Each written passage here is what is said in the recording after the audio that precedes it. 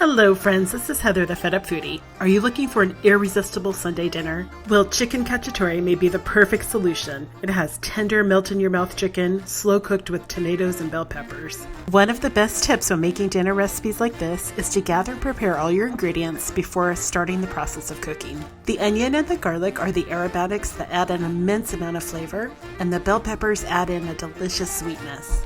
Additionally, the capers and black olives bring in a salty tanginess that helps to balance the other flavors. In other words, the ingredients in this recipe make this dinner incredibly satisfying. For many people, chopping the veggies is one of the most intimidating elements of cooking. Included in this video, I'm showing a few approaches that can help make chopping a little less cumbersome. However, the most important element is always having a good quality chef's knife that you feel comfortable with. I have found when using whole canned tomatoes that the easiest way to process them is with clean kitchen shears. Simply insert the scissors into the can and cut the tomatoes. This method prevents the flying tomato parts that happens when you squish them with your hands.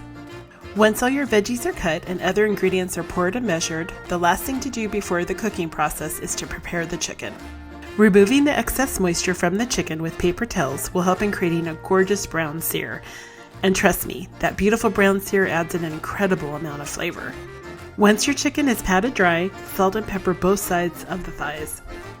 Heat a large, heavy sauté pan over medium-high heat for about a minute, and then add your oil. You'll know the pan is ready when the oil shimmers, or in other words, slightly ripples across the pan. Once the pan is hot enough, add the chicken thighs skin side down and sear until golden brown. Turn the chicken over and repeat on the opposite side. Each side will take approximately 3 to 5 minutes. Many home cooks are often tempted to skip searing the chicken. Please don't, because searing adds in an incredible depth of flavor. It really is one of the elements that makes this dinner amazing. Once the chicken is cooked, transfer to a platter. You may need to remove any excess fat, making sure to leave 2 to 3 tablespoons. Over the same heat, sauté onions for about 3 minutes, and then add tomato paste and continue sautéing for another minute. Now it's time to stir in the gorgeous bell peppers. I love using the combination of yellow, orange, and red. However, green bell peppers are a fun option also. Continue adding in the remaining ingredients. One thing to note is that you will need at least a 5-quart saucepan. However, it will be a tight squeeze in the 5-quart pan, so stir in the ingredients gently. Ideally, a 6 or 7-quart pan will allow for a little more wiggle room.